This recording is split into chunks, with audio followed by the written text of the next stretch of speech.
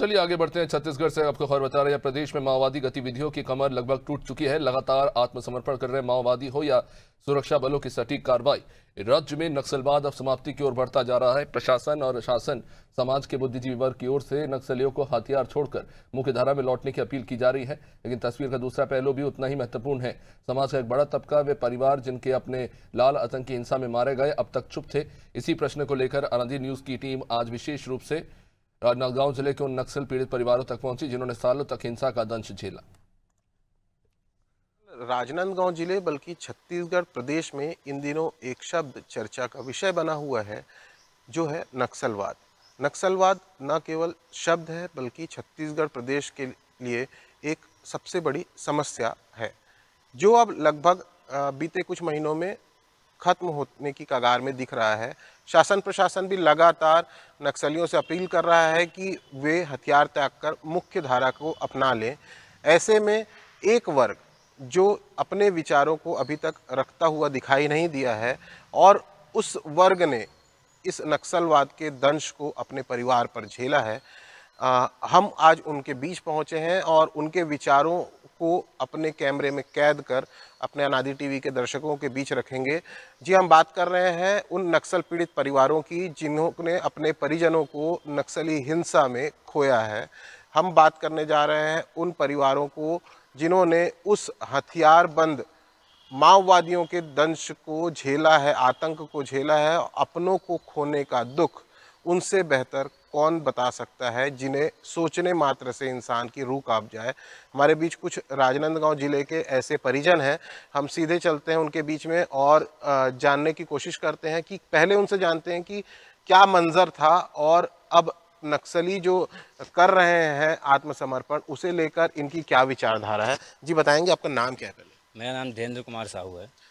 कहाँ के रहने वाले हैं? मैं सर, मेरा गांव पुराना सेंद्रिय था, अभी वर्तमान में डोंगरगढ़ में रहता हूँ। क्या उम्र रही होगी जब आपके परिजनों के साथ उस नक्सली घटना को अंजाम दिया गया था? उस समय मेरा उम्र लगभग 15 साल के आसपास था सर। और क्या घटना घटा था?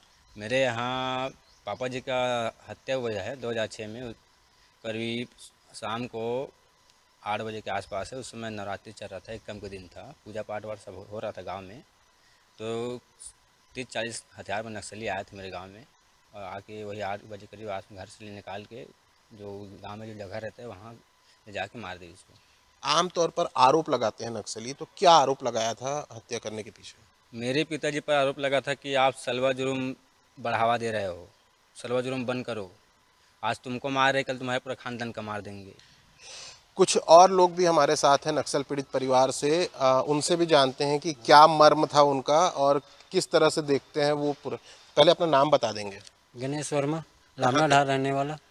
क्या उम्र रही होगी और क्या घटना घटा था? मेरे पिताजी को, मेरे उम्र था 30 साल का, और मेरे पिताजी को घर से लेके दूर में ले जाकर मारा है, 200 किलोमीटर दूर में। घटना घटती है तो कुछ आरोप लगाते हैं, तो आपके पिताजी के ऊपर क्या आरोप लगाया था? मुखबिरी के नाम से मारे गया था। जब आप घर पहुंचे होंगे, पिताजी का साया उठ चुका था, तो कितना आपको, मतलब उस मंजर को याद करके कैसा लगता? वो तो दुख लगता है सर।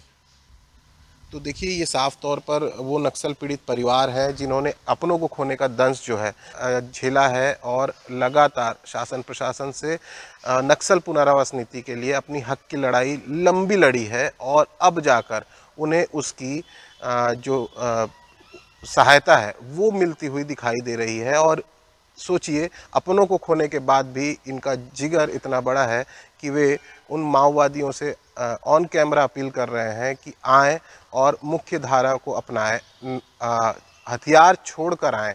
हथियार किसी भी चीज़ का उपाय नहीं है, इसीलिए हथियार छोड़कर आएँ। और इन्होंने जिस तरीके से संवैधानिक लड़ाई को लड़ी है, उस लड़ाई में इन शरीक हों और संवैधानिक रूप से जो भी उनकी वैचारिक लड़ाई है उसको आखिरी अंजाम तक दें।